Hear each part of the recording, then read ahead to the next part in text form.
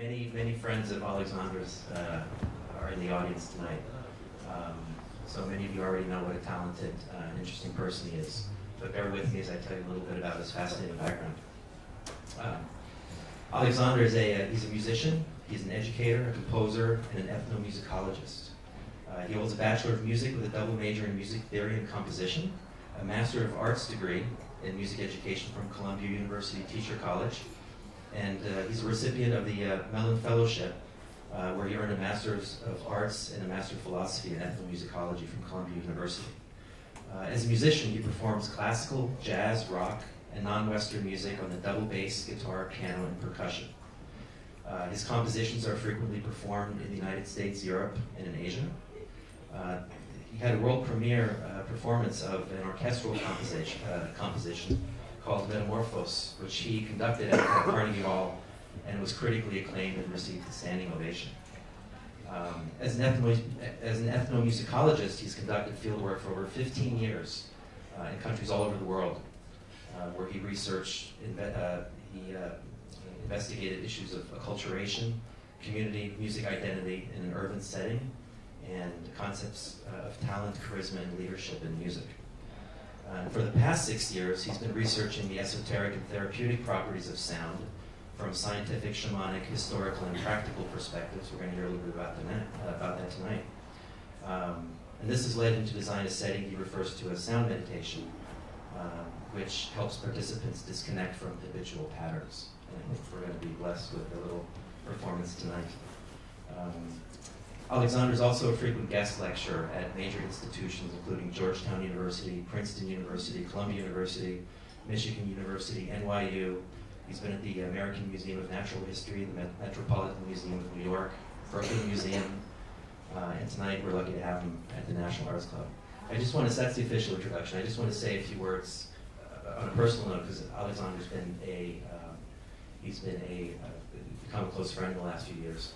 And if you don't know him, he's an extraordinary person. The passion and the curiosity that he brings to music, I feel like he brings to really all aspects of his life. And so we're really lucky to have him here tonight. Alexandre Tannous.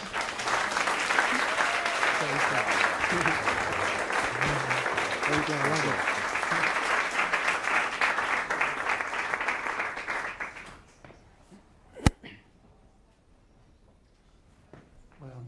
Thank you, Robert, for the wonderful introduction. I'd like to thank you and thank the Art and Technology Committee, National Arts Club, and everyone who is here. Thank you so much. You won't be disappointed. Even if it's going to get weird, but it's going to get good.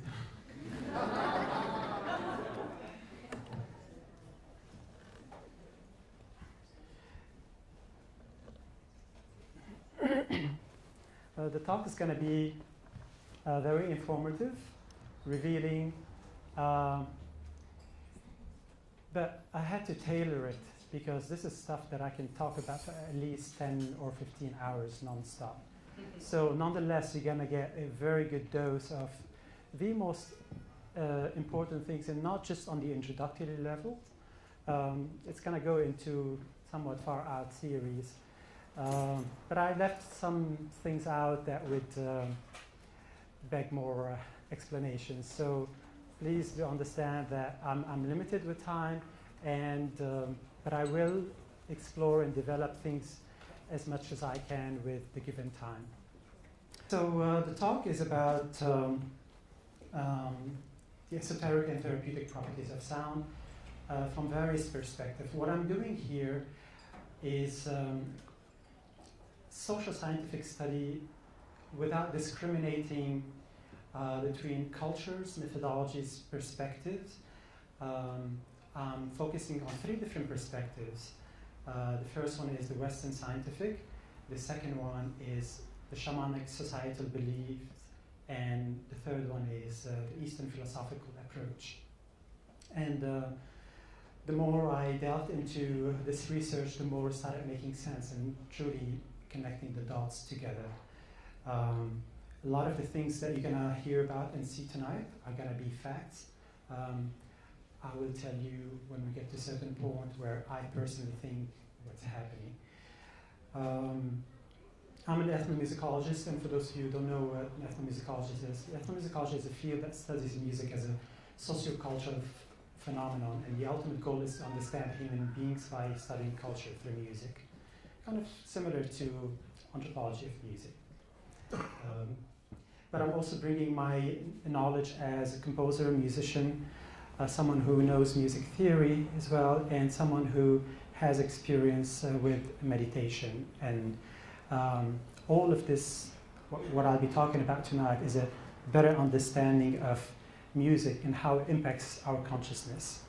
So the revealing aspect is the part that deals or relates to music, but also how music affects us. I started with a few questions, mostly dealing with why are we so drawn to music? What is it offering us?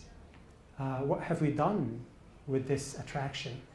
How have we effectively used it in the past and in the present? Various questions of the sort. And what do we know about it now? Who knows about it more than others? In the West, it's mostly limited to entertainment and religious also settings and different settings, but for the most part, everybody agrees that it's entertainment, and that can also be something good. It does not have to be low level. But the ancients used it for far more profound reason, healing. So in this talk, we're gonna get to understand what this is about. So I'm only using, excuse me, I'm suffering from allergies today. I will be showing you some things in the PowerPoint presentation. I won't be focusing so much on it. I will be doing a lot of talking, but I will be including some information, but mostly images, no graphs. There won't be any graphs.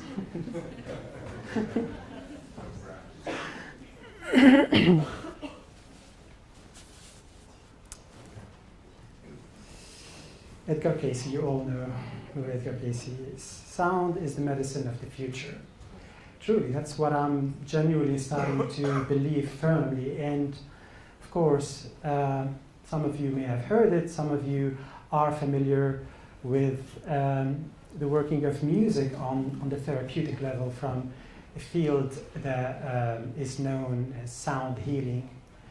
I tend to not call it sound healing, although yes, a person in the right setting and in the right mindset can get to a level where one would experience true healing. But I try not to splurge so much with the word healing. It's a profound word, and it's been misused, overused, and it's become a little bit trite. So I'm not a sound healer, I'm a researcher, although I do facilitate the sound meditation experience, which is based on my thorough research. But I'm not a healer. I'm someone who understands what needs to happen for the person to be able to experience the inner healer, the inner teacher, and I will tell you how later on. So, this is a sentence that you all know. What does that mean? You never ask what this means. Those who know about the Bible say, oh, logos, it's ancient Greek concept. Well, it started taking different proportion, this sentence. And in this talk,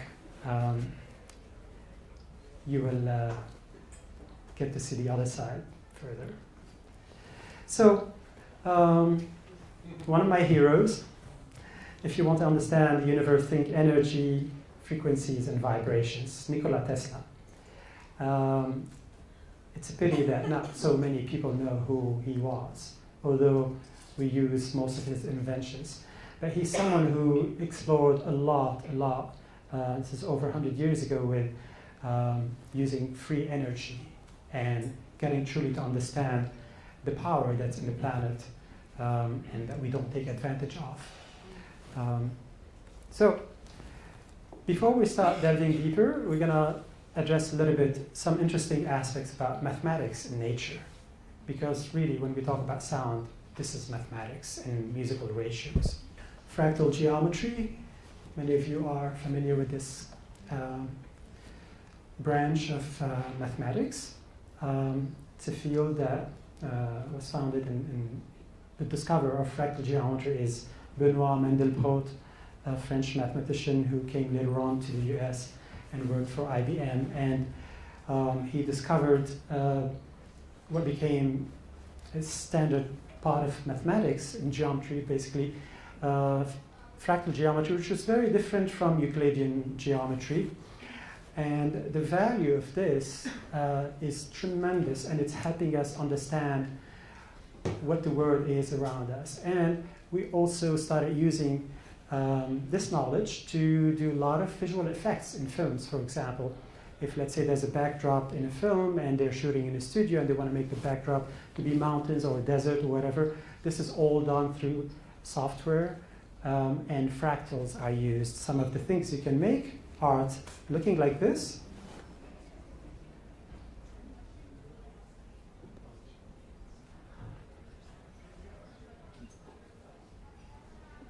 And I'll play a short video.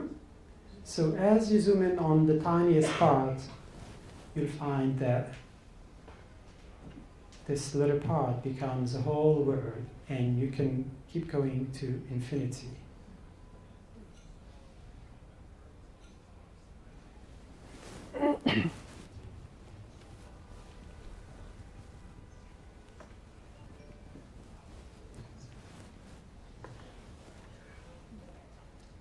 You get the idea. I don't want to lose you.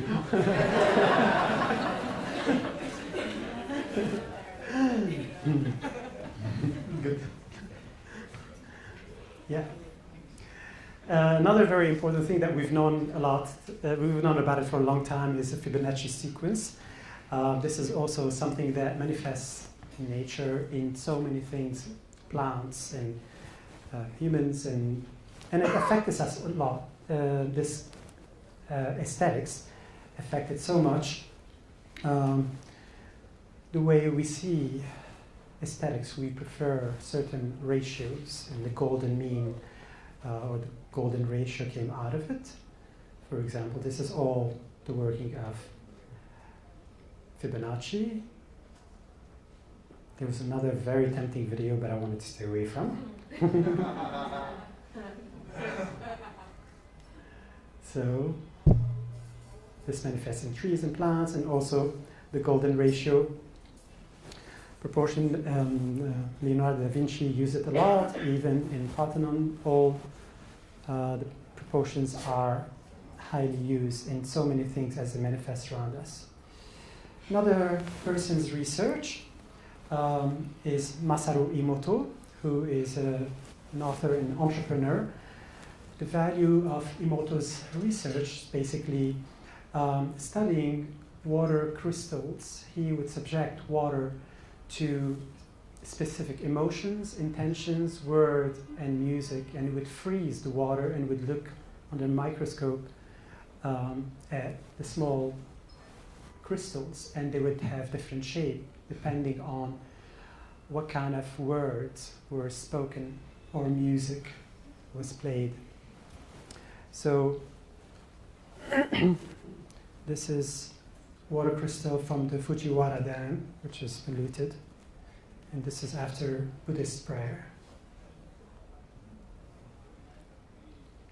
This is with an imperative, do it, having negative vibration. Once again. And this is scientific too.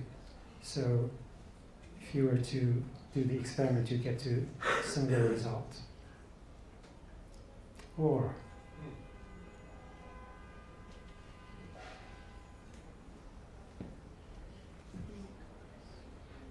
so more and more we find that the material world around us is affected by us in an invisible way without really touching it. Just the fact that we can have certain intention or say certain words, it can affect water, well, people as well. So what could that be? Either magnetism or electricity or electromagnetic energy, basically. I'm sure you've all encountered a person you felt great with this person without even knowing them, or you felt bad vibes. We call this vibes or chemistry. Well, it's electromagnetic. We're learning more and more now about the power of heart. The heart is up to 5,000 times magnetically more powerful than the brain, and over 100 times more electrically powerful than the brain as well.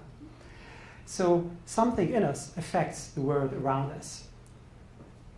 The only thing that's in common between all past and contemporary religions, even animist religions, prayers. What are prayers? Intentions. Intentions, this ties into theory in mathematics. The gist of it is called Bell's non-locality.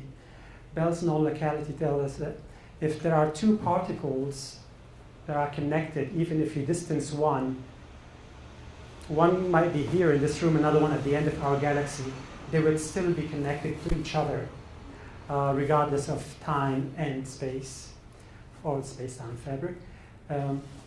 In quantum physics, they're called entangled. The theory of entanglement is very much big right now, and we don't understand how, but based on mathematics, we know that this is possible. So something can affect the physical world around us without us doing something to it, just feeling something internally. So you can imagine how music affects us when our body is about 80% water. Not only a sound affects the body, but also the neurochemistry, and this is what we're finding more and more now. Cymatics. This is also something we've known about for some time, over 2 centuries. It was discovered by Ernst Chladni, who is a German physicist and musician,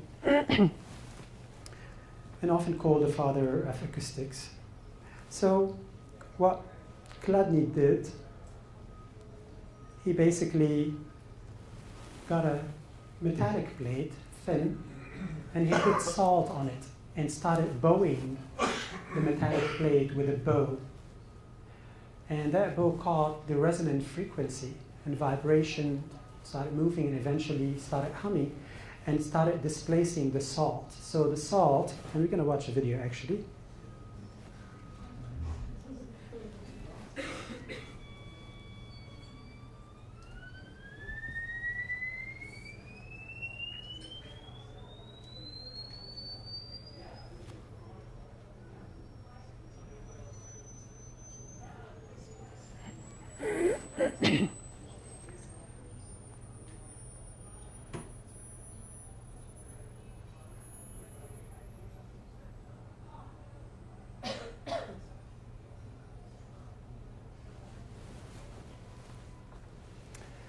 So the parts of the plate that were vibrating the most caused the salt to be moved to the parts that are vibrating less or not at all. And as you change the frequency, this vibration changes and you get a different image as a result. What does this mean? It means that a frequency, specific node, has a 3D image. Again, sound can change matter just by subjecting. Yeah.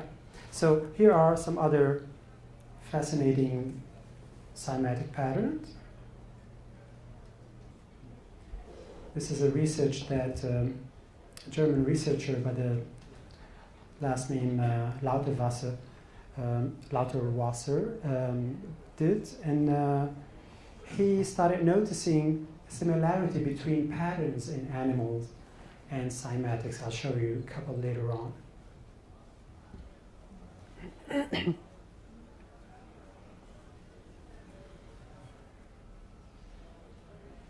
They're pretty reminiscent to mandalas, right? And we know that mandalas are found in many cultures, American Indian, in Voodoo, in Tibet, in India, everywhere.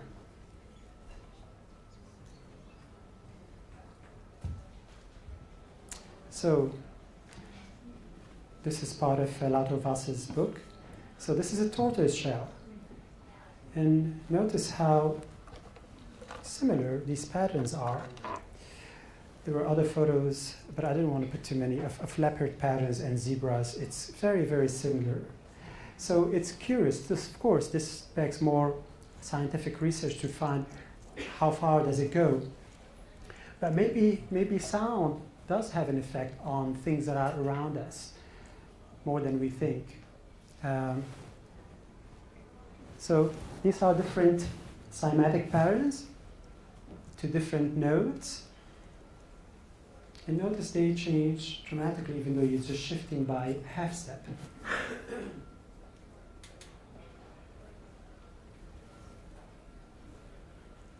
For those of you who are not familiar with music, this is, so A, white key, this is the very next black key on a piano, and then the very next.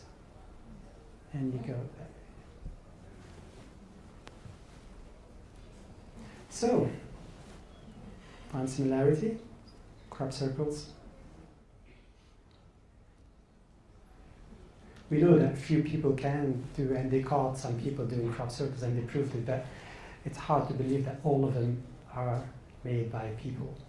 They're very, very complex sacred geometry, and maybe there is something in nature that's causing this that we're not aware of it yet. But of course, we're rushing to making the conclusion, no, we don't know about it, we're not aware of something like this, then it must be someone playing a prank. Okay, sound or acoustic levitation. This is something that scientists have been exploring for quite some time. This is a short video of how this can happen. Scientists can do it with light objects, allowing the scientists to bypass gravity. And you change the frequency, sine wave is changing, and you can do various things with that. You can lift heavier object or move them around.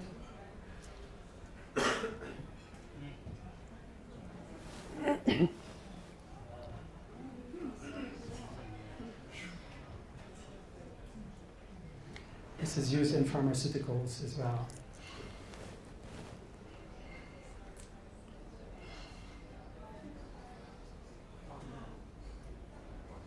Another short video.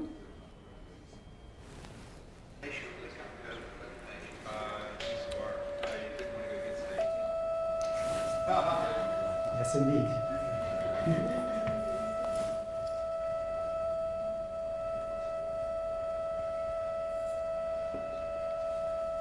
No strings attached, eh?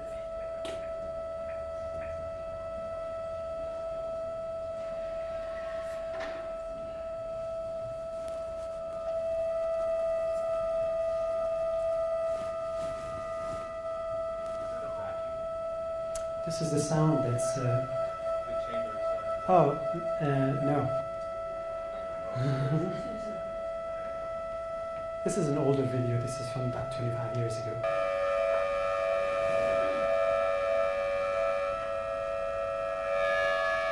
Is it painful to experience that sound? That's why I'm keeping the volume down. What they're playing, they actually, sometimes they play more than one note. They're also playing with harmonics, which I will talk about. All of this, yes?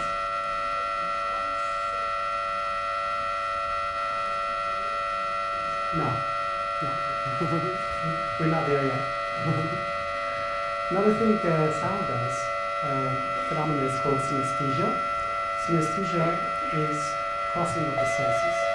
Every time you hear something during meditation, for example, or with your eyes closed, you may get some visuals. Some people are born synesthetic.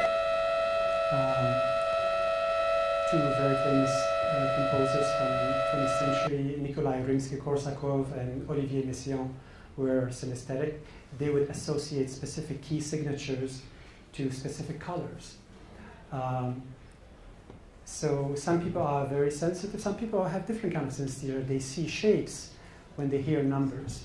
So there are different forms of synesthesia. Basically, anytime the senses cross, that's called synesthesia. Some people experience it on substances. There's a theory that it's probably, with hallucinogens, probably these visions come because of the compounds, and a vision becomes very significant. But endogenous chemicals can be influenced by breathing and meditation, and this is what yogis do. Now we're getting into the interesting stuff. Harmonic overtones. An overtone is any frequency higher than the fundamental frequency of a sound. The fundamental and the overtones together are called partials. Harmonics are partials whose frequencies are integral multiples of the fundamental. These overlapping terms are variously used when discussing the acoustic behavior of musical instruments. Harmonics are found in nature to give us a difference between a tone color and another, or timbre and another. The sound of one bird versus another. Just the sound, actually, not the melody, the actual tone color. Or the sound of my voice versus Rob's voice, and so on and so forth. For us to navigate in the world, we need some system to get information. It's easy to figure it out when it comes to vision, but we really don't know so much about the auditory cortex. We know so much about how the other senses function in the brain and what areas are involved, etc. Scientists know very, very little when it comes to really understanding how the hearing mechanism works. Not just the ear, but also once the information, the vibration goes to the auditory cortex. And the auditory cortex is somewhere around here, above the ear on both sides. But we're able to navigate the world in gaining three-dimensional aspect as well, through sound. Probably will notice when you have a cold, a hard cold, and your sinuses are clogged and it affects your hearing, and you feel out of balance, right? Okay, it's not an illusion, because sound is helping you find your way, the physical world also. And in a deep sound meditation, when I work on people around their body, they use complete sense of the material world around them, even that they have a body, even to the extent where they become absent altogether. Sound can do that when you change the surrounding. But we use it so much to get information.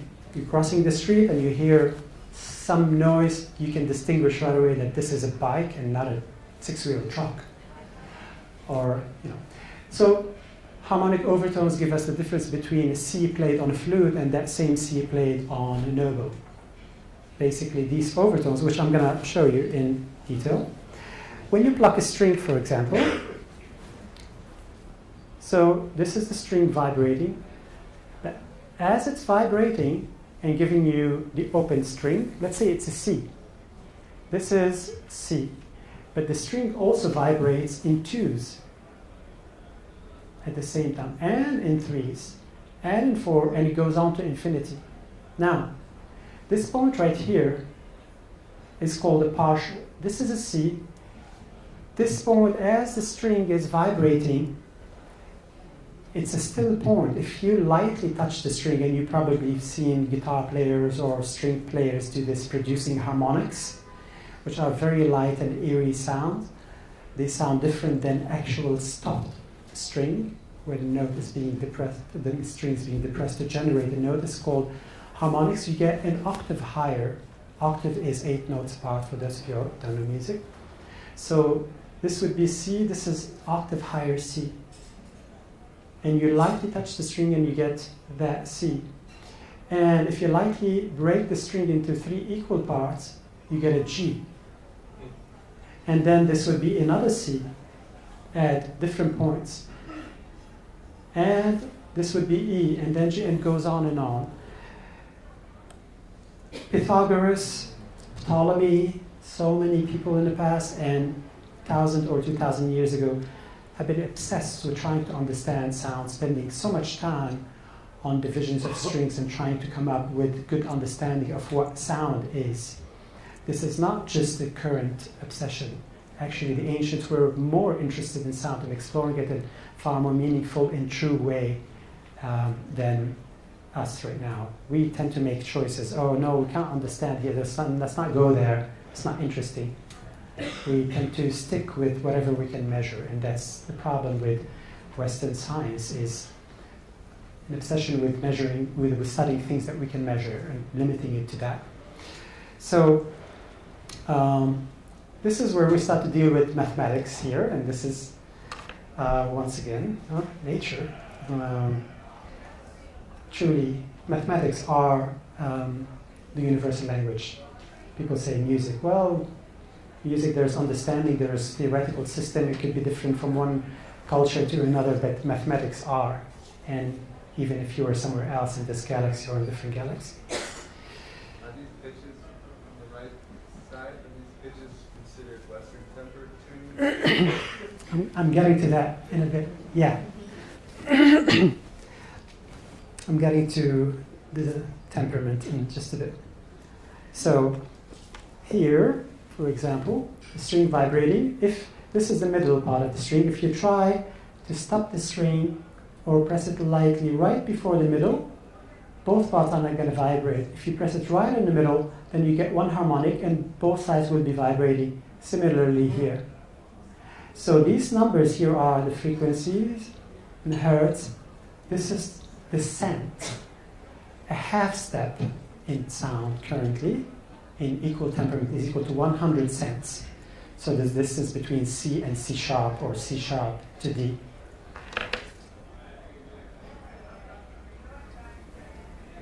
So this is a wonderful depiction of the string in its all vibrations going to infinity.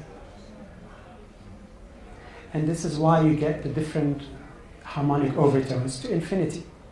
Even to a level where the human being cannot hear the harmonics anymore. But if you were to use electronic equipment or computer to analyze the harmonic spectrum, you will find the entire thing.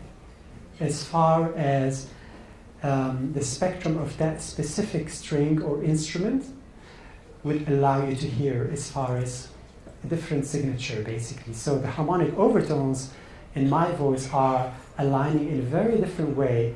This partial is a little more present, the third one is less present, and so on, giving me a very unique sounding voice, very different than Rob's, for example. And if there's another person who has similar voices, right, then their harmonic series are it's pretty close to mine. So this is basically how we get similarity of tone color or timbre.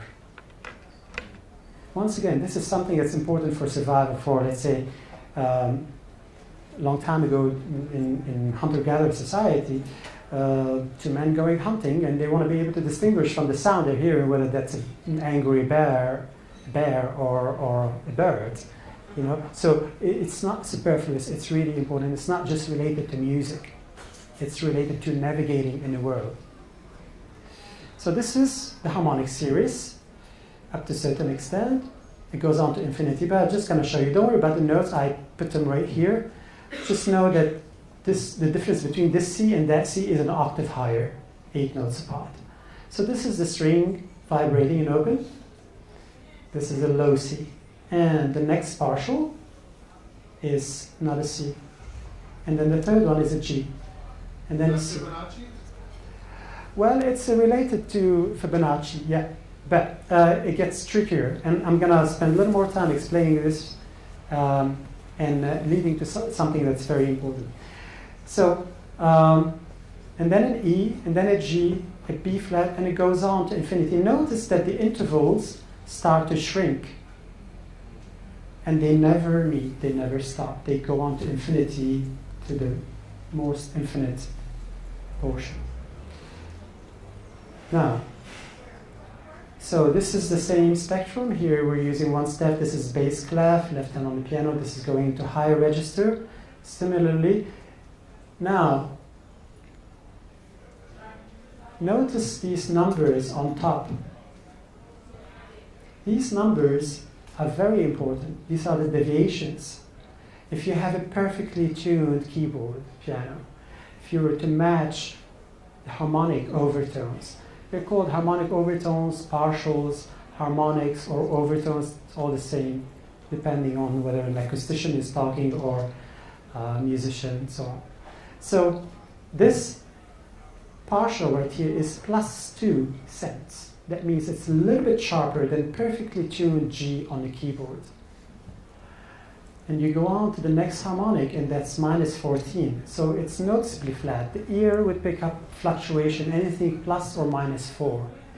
Those with very scrutinizing ear can hear up to plus or -2 cents. That's very minimal. A half step again is 100 cents.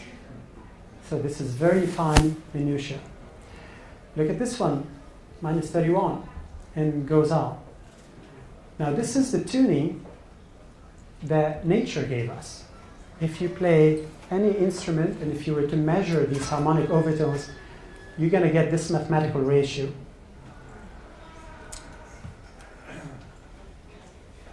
And what do?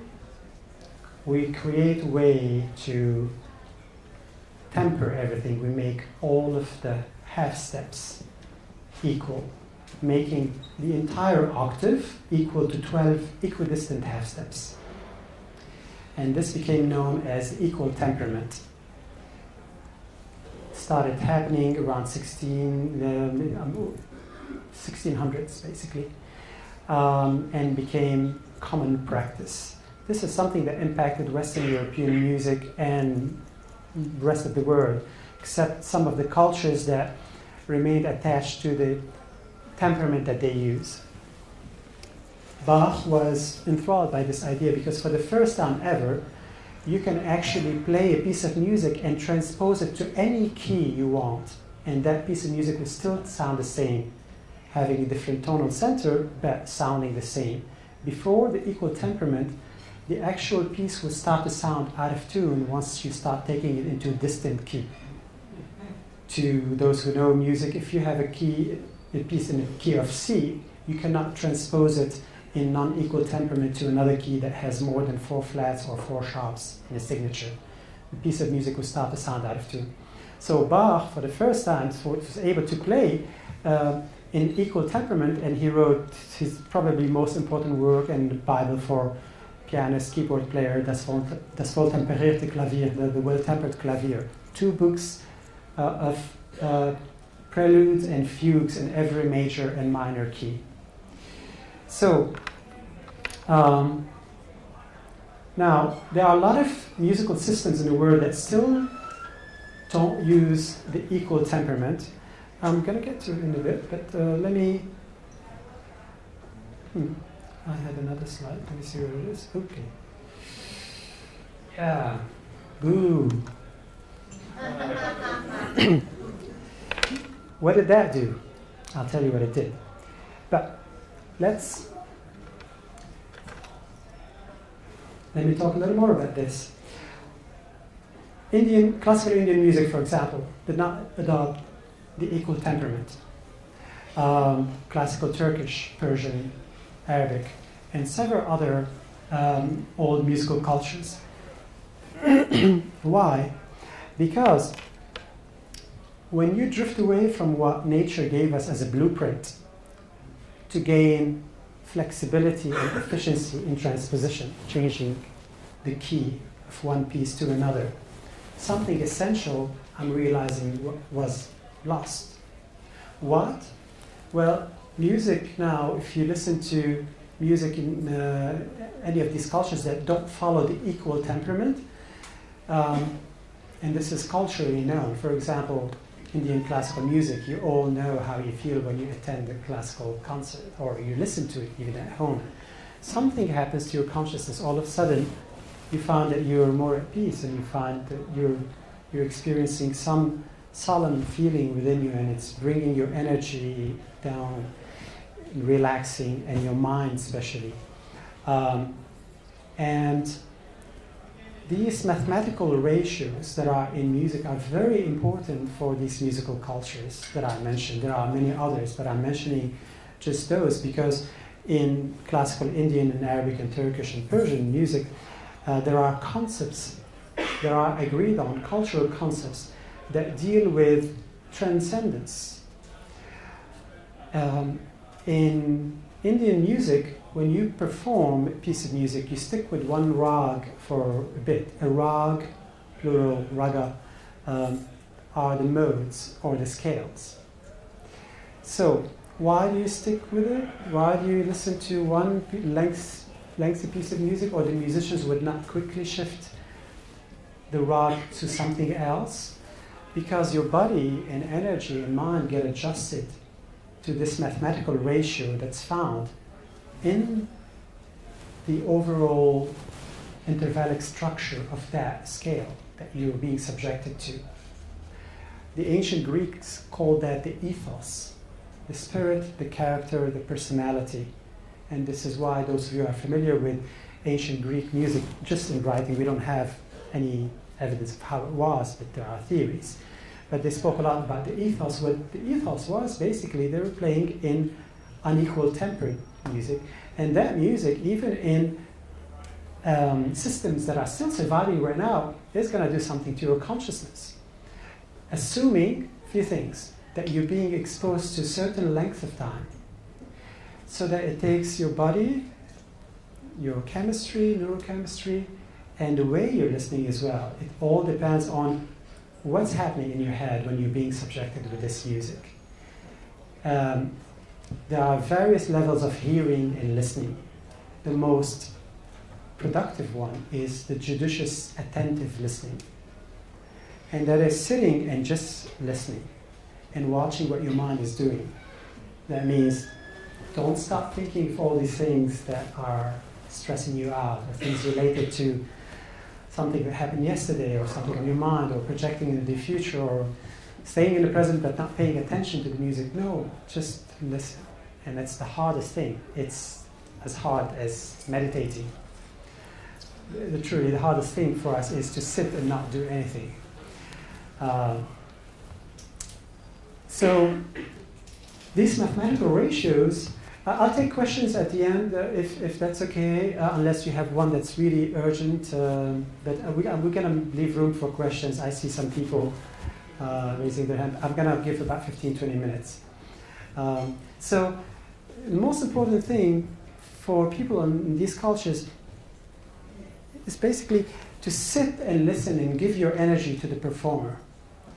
And don't be hesitant at communicating to the performer what their music is doing to you. And even if it has to take to utter specific words and expressions, or making any sound, there's a stock of different words and expressions in various cultures in Indian and classical Arabic music that the audience, which is not a normal audience that would only applaud at the end, be polite.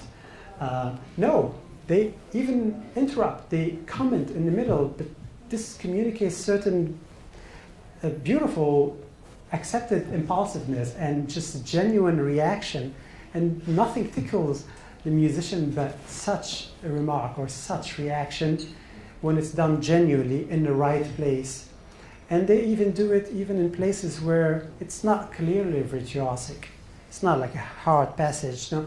Very delicate manipulation, and the connoisseurs in the audience would just either shake their head or would do something to indicate to the performer that I'm with you. And then this communicates to the musician or the musicians that, there are people here who really dig what I'm doing. They're really attuned to me. So they give more because there are judicious listeners. The more they give to the audience, the more the audience give to the performers. Ultimately, at the end, in classical Arabic music, for example, there's a state of euphoria, of ecstasy, I'm getting to it later on, called tarab. There are even words for these things. It's a widely accepted part of the culture. How are these things happening? Through the scales. Now, if you're sitting in a classical concert, that's still going to be beautiful. But few things get in the way. First, you're dealing with different mathematical ratio that's not very close to what nature gave us. It's adjusted, it's altered. I know it's just a bit, but this a bit seems to be making a lot of difference. Listen to classical Western music and listen to Indian music, even if you don't know so much about it, but just sit at home and listen, or classical Arabic. And why? Because these intervals that they're using, in even a, let's say, major scale, that's found in common, or a minor scale, when you play it, it's not going to sound like the Western major scale, because the distance between one note and another is slightly different, few cents here and there. But the overall effect is having bigger impact on our consciousness. In classical Arabic, Turkish, and Persian music, there are microtones. Some of the notes are half flat, half sharp.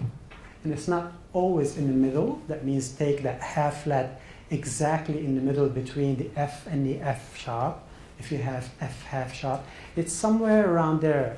But they feel more than they calculate. So again, where do these scales come from? Well, from here.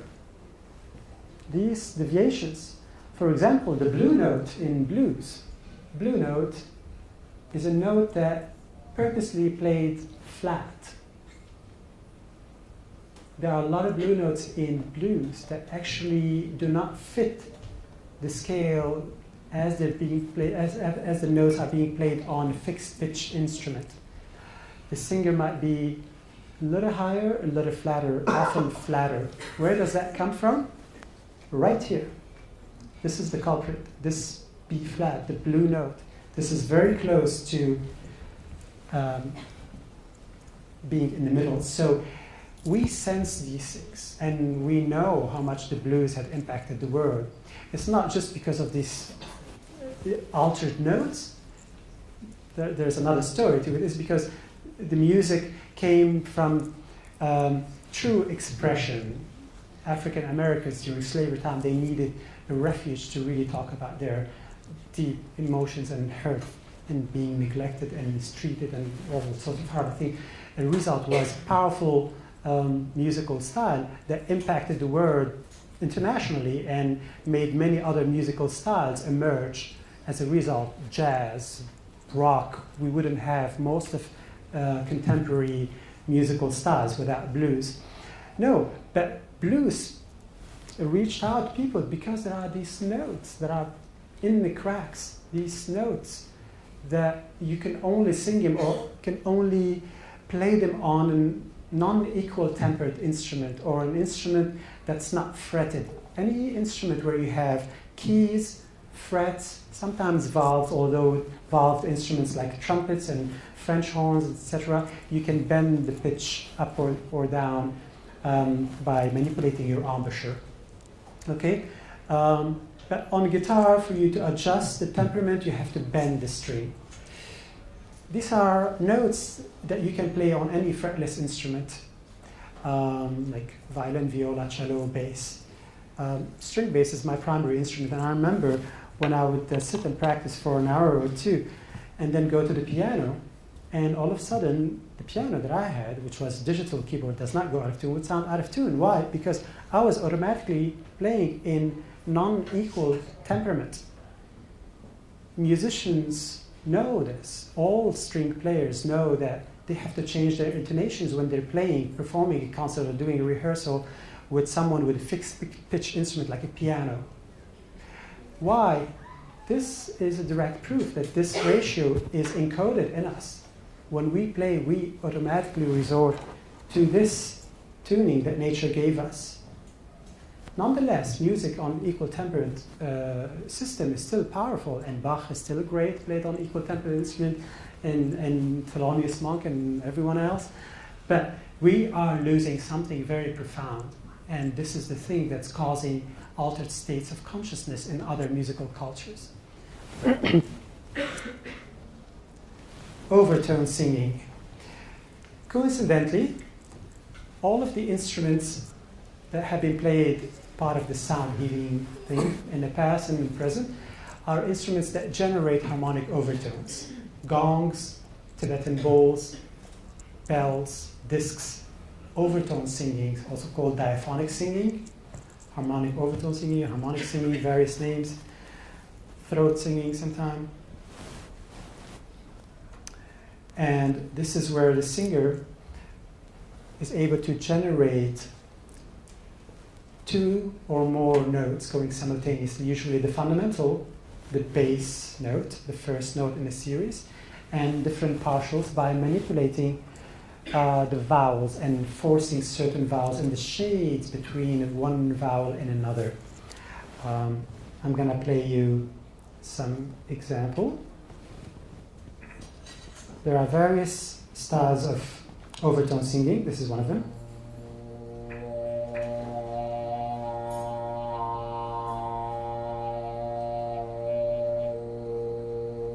It's the faint note on top.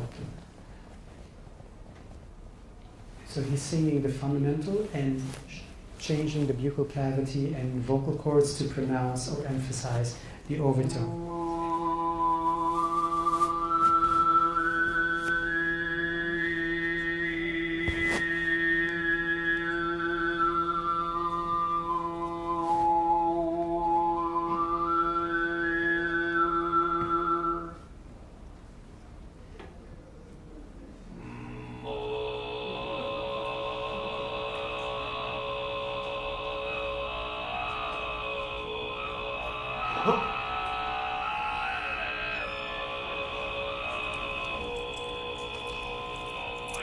And sometimes they sing melodies. They just sustain the fundamental and they sing very complex melodies on all of the notes that you saw earlier. And of course, these notes are going to come out with a different tuning. Some of them may sound out of tune to us because we're used to different tuning right now.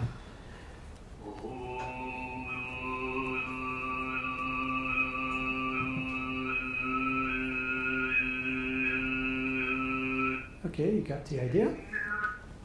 So, equal temperament, and it changes things for us. This is literally,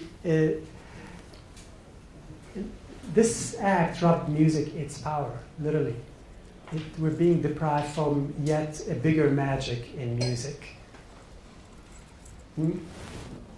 So, now, sound is being used in military application, no surprise.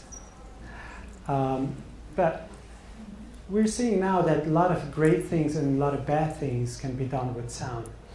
So this made me take the ancients more seriously and to really see that when Tibetan monks use sound, or Hindus in India, or mantras, for example, a mantra or a sutra is also a sound. Sanskrit is known to have magical quality in it. Those of you who studied Sanskrit or read about it know about the scriptures. These are the hairs in the ear. We're born with 16,000 of them and we stop losing them the day we're born. Yes. Here are some facts about human hearing. 16,000 hair cells compared to 125 million photoreceptors. That's how precious your ears are. And you would be surprised to see how damaging some of these decibels are that we're being subjected to every day in the city. Carry earplugs on you, believe me. It's the best investment, especially in subways.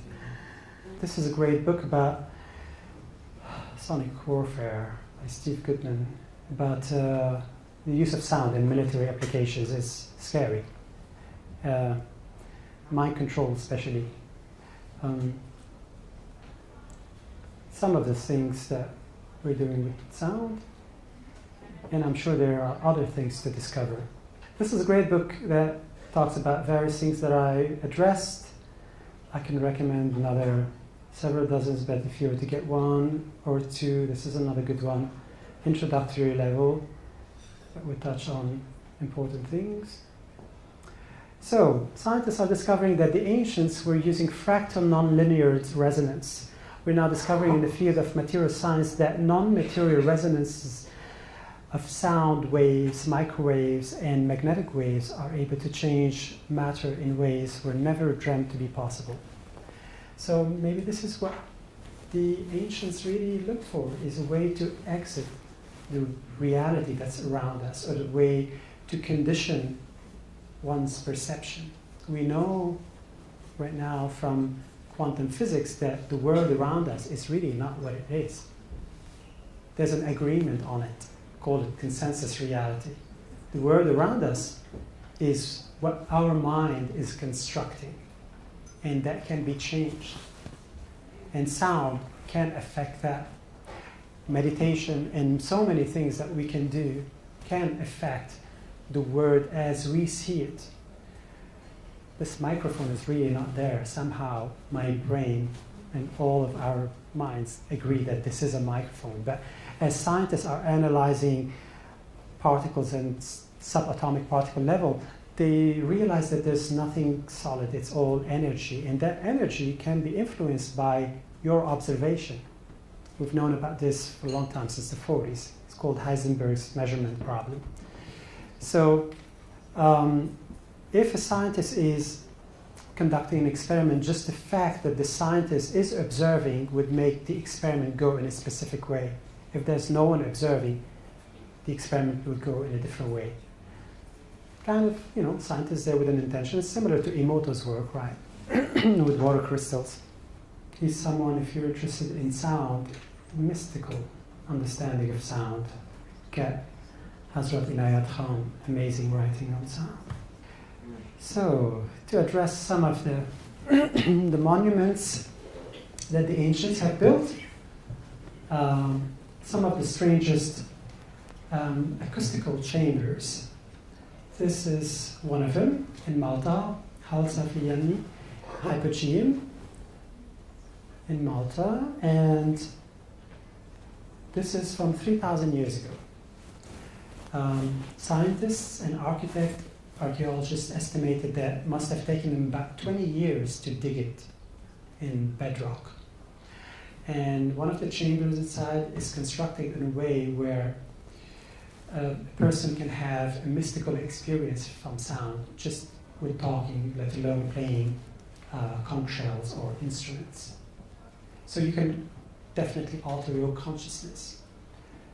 And we find structures like this in a wide variety of different places. This is the one that archaeologists and scientists talking about the most. There's a great article about it in Popular Archaeology magazine. Another ancient civilization that were expert in sound and acoustics, the Chavin culture, a pre-Incan civilization.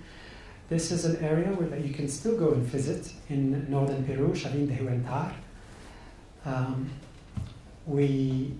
Scientists right now are studying their knowledge in acoustics and how they dug tunnels and chambers to allow a person to experience an altered state of consciousness and play conch shells. And some of them were found there, and they sound like this.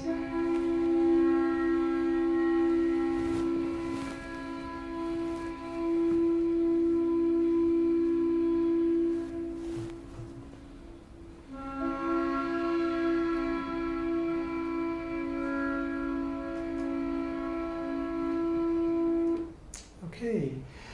Another thing that the ancients resorted to is this little ocarina-like instrument, but when you blow into it, you hear one high-pitched sound. And if you have four or more together and you play them, have you heard of tripping from sound? That's what happened. It's as if someone came and changed the channel on your receiver, your brain. Literally, it's phenomenal. And every person back then had a Peruvian whistling vessel, and they would get together and play them in small or large groups, and it's quite an experience. No hallucinogens used. This is just some sound. So, in Indian classical music, if you're interested in hearing what overtones sound like, Well, this instrument is the simplest one to play, but also the most important one in any ensemble. The tempura or tambura is usually played by the student accompanying the master. All the person does is play 4 open strings, and these notes are changed from one piece to another based on the rag that is being utilized. And it sounds like this.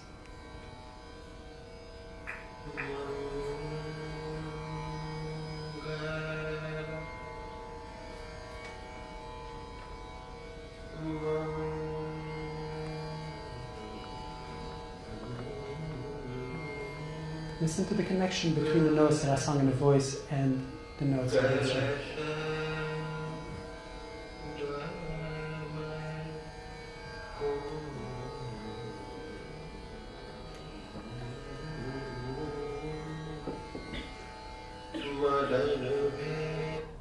You get the idea. So basically, these notes and overtones are ringing to guide the musician, instrumentalist, or singer, or group of them to several notes that are important to use as a guide, but also when they play in alap, which is an improvisation improvisatory section, they're subconsciously or consciously being influenced by the harmonic series that they're hearing emanating from the notes played on these open strings that would guide them as to where it's good to go. It's an inspiration, it's a guidance, it's a framework, it's very highly essential thing. Now, it's hard to get a musician and this instrument to lug around. They use small boxes, electronic boxes, just to generate that drone.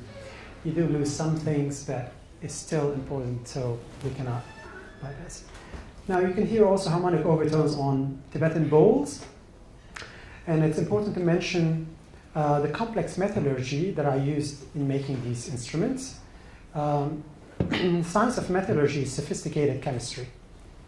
Look into any metallurgy book in library or just online, and you'll see the level of science that's in it. We have no idea how the ancients, especially in India, Nepal, Tibet, or Himalaya area, and the Far East as well, have worked these metals, the right proportion to get an instrument that when you hit it, you get complex alignment of harmonic overtones. They really went out of the way to construct an instrument like a gong or disc or bell or Tibetan bowl that you can hold and do something to yourself really personal, that can be a shortcut to altered state of consciousness. So that's not sitting around and trying to construct something, or that's great length of hard work and research and knowledge. Where they got this knowledge, we have no idea. And so they were after sound for good reasons. So just give you an idea of overtones here.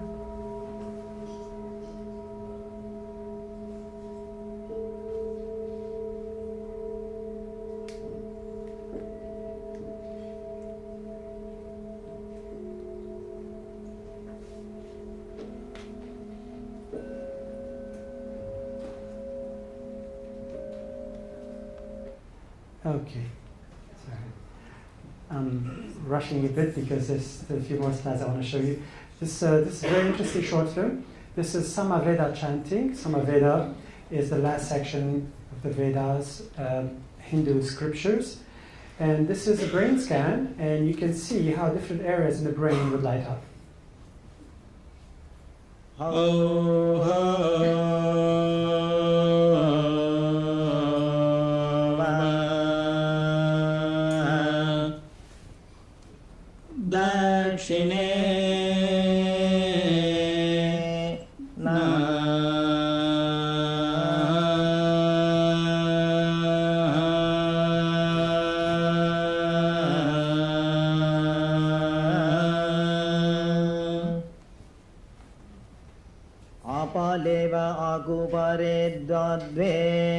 दयो आकूपाररिः Gayatri छन्दः Indra महागणपतिर्देवता So, Arabic classical music, this is what I was talking about earlier, about tarab. But so, tarab is an altered state of consciousness achieved through judicious, attentive listening.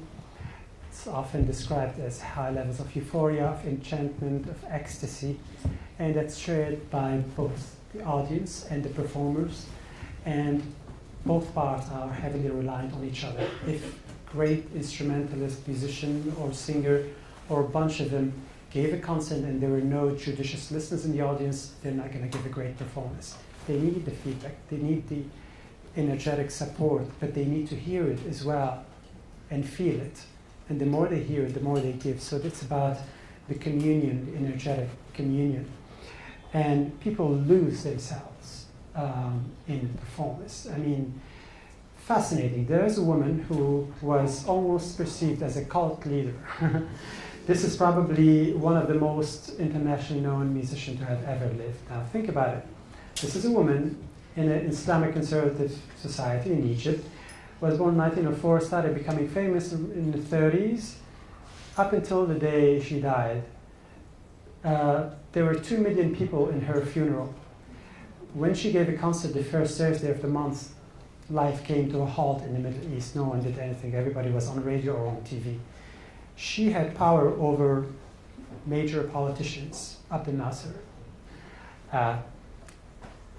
businessmen, intellectuals. The best musicians played in her orchestra. The best poets and composers wrote music for her. Why?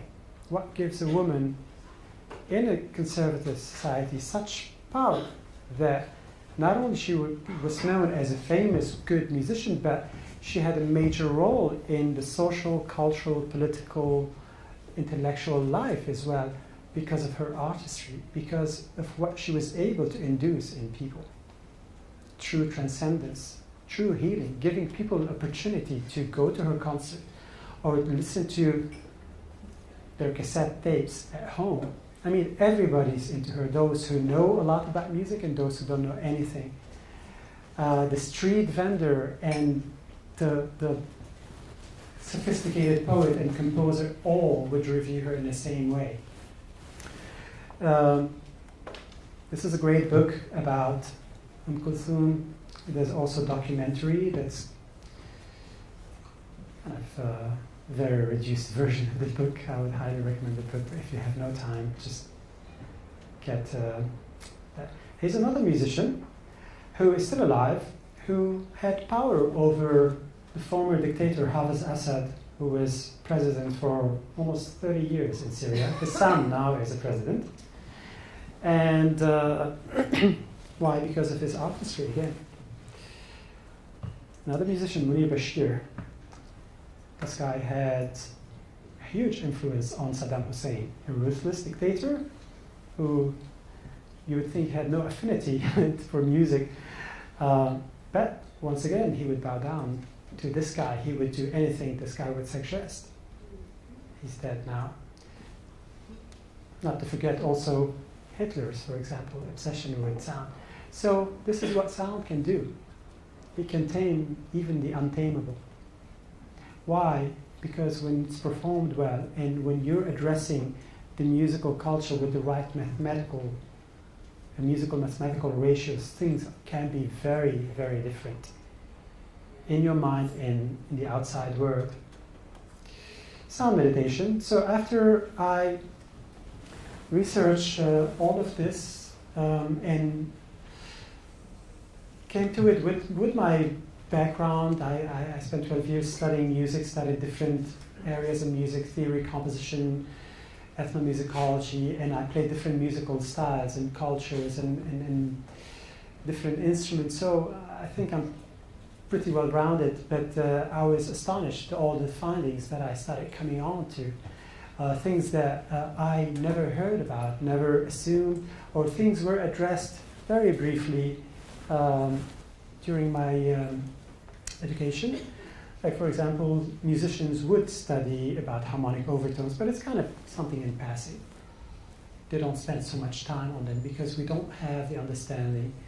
Things started surfacing when I started bringing my knowledge of meditation and started scrutinizing further the literature and the narratives that the ancients have in the holy books, in Hinduism, Buddhism, Sikhism, Brahmanism, Jainism, in Burnism as well, and in the way shamans in all societies have used sound. Sacrament might change, but sound is always there. The shaman might be offering ayahuasca or peyote or San Pedro or mushrooms, etc. But sound is always there. It's not superfluous. It's not for entertainment. It must be doing something.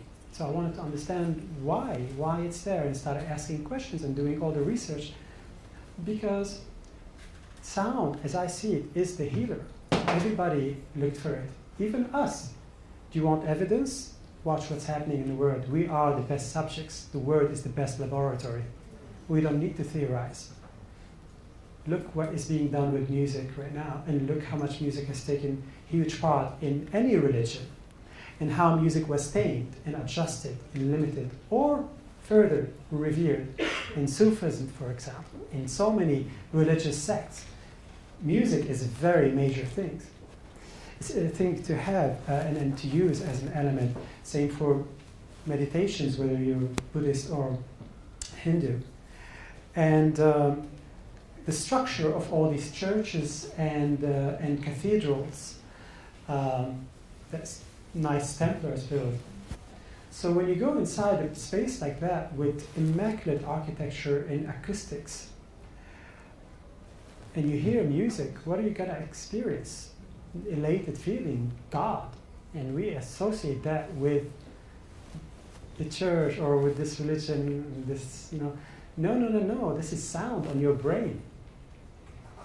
And you can actually, there are several scientists who are using this tactic, subjecting the brain to electromagnetic energy. Michael Persinger is one of them, created the God helmet. He's a professor at Laurentian University in Montreal. You wear this helmet and you sit, and he would subject you to different electromagnetic energy, and he would manipulate things from the next room, and all of a sudden you start to have a feeling of presence of another or an entity or something, as if you're having apparition. So, but sound can impact our consciousness to levels that we have no idea. You probably do have some idea, because I know you all love music. And that's another thing we never ask, well, why are we obsessed with music? Music is the most popular art form, whether we want it or not. Not everybody goes to art galleries and museums and poetry reading and dance performances, because music is convenient. We can still drive the car or read that book or exercise or do whatever we want, clean the apartment while still listening to music. You don't need to dedicate time for it. This is a very important thing. Plus, music is penetrating your subconscious mind and changing things. It's better if you're sitting and listening and not doing something else, but it's still pleasurable even if you don't have the time or the interest in doing that. But if you sit and listen, you can go to places. So you encouraged me to put all of the stuff together in a format to teach people something about sound and about themselves as well. And then I started encountering all sorts of things that went beyond my expertise, which is music, having to deal with neurochemistry and quantum physics and a lot of slowed down the research, but made it much more fascinating. So the brain has 5 gears: delta state, theta state, alpha, beta, and gamma. The numbers might differ a little bit. They're often judged in hertz. So this is 0.5 to 3 hertz here. Sometimes you see 4, but as long as you remember that the delta brainwave cycle, delta waves, are things you experience when you're asleep, but not dreaming. Theta wave, I don't like so much the description right here. They could be more elaborate and more accurate. So the theta state is basically when you're in deep state of meditation. The alpha state is a state of awareness. It's not a very deep state of meditation. You're kind of getting there, or you're sitting and not doing any activity, you're not thinking so much. The beta state is when you're doing a hard task that requires presence and concentration. Okay? The gamma state is not just hyper brain activity, it's also the aha state, the eureka state. This is the state that inventors, scientists, artists tend to visit a lot, tend to want to visit a lot. It's almost as if we tap into material or knowledge, data from a different dimension. So, it's hard to read here. I think I need to enlarge it. This is a wishful thinking. I found this somewhere. Basically, it shows you that what you can do with what frequency in what brainwave cycle. But I think at some point we'll be able to decode the receiver, because a lot of scientists right now agree that consciousness is not created by the brain, it's tapped into by the brain. And I firmly believe in that. And the more I study ancient scriptures and look into their practices, the more I'm realizing that, yeah, it's about changing things for us by filtering and watching the mind. This is why it's important to be mindful and always monitoring one's mind. The average person has 60,000 thoughts a day. How many of them are important? And a lot of them are microtones. Like right now, you just had about 5 or 6 of them. I know, not a 5. So they're a fraction of a second, just undetectable even. So it's very important to watch this wandering of the mind, and especially when we're going through our busy day, because this is what causes a lot of fatigue, and accumulated fatigue and suppressed feelings and traumas and loops over loops and habitual patterns over others tend to manifest in ailments, physical or psychological, emotional. So I did an EEG testing with the sound meditation. Is Kevin here? Kevin, yeah. Kevin was my collaborator. He was running the EEG, and his wonderful fiancée, Catherine, is she here as well? No. She was our delightful subject. We cherished her and treated her not like a common subject. So we basically tested the instruments that I use in the sound meditation on her. We put electrodes and laid her down, and we were using a Mac. There's a wonderful software called IBVA, which shows you amazing graphs like that in 3D. And basically, this is here the brain waves and the hertz. Okay, this is all the activities. So the lowest that is blue, for example, is very low activity. It goes to green, the dark green, and the light green moves on. This is really high peaks, needless to say. And then as you're working, whatever you do on the person, whether giving them a cucumber or playing gong for them or slapping them or just various things, you see it right away on the screen. Fantastic. And you can do a lot of experimentation with this. You have no idea. Yeah. Put on your list, Santa.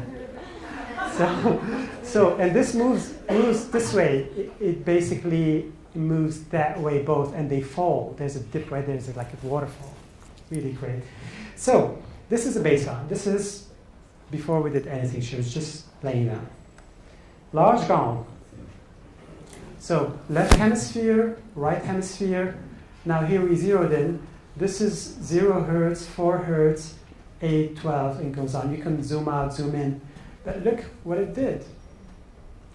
From this to this.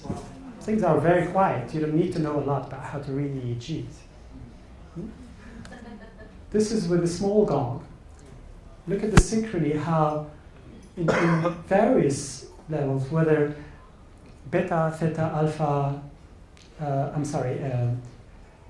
delta, theta, alpha, and beta, and gamma pretty calm, and also similar things in both hemispheres. This is Shruti box. I'll play it later on. It's an Indian instrument that produces a wide range of overtones. Tibetan singing bowls, very, very unique. This is something that was very rare, we didn't witness with other instruments. No wonder why Himalayans, Nepalese or Tibetans or Indians spend so much effort to have this band only there. This is an eye movement. When you blink your eye, you get this sharp peak. But to have this high ridge right there around the 50 to 60 hertz, it's very unique. Small Japanese bells, small chimes.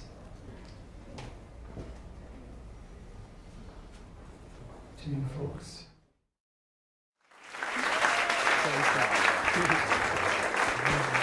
Thank you. I love it.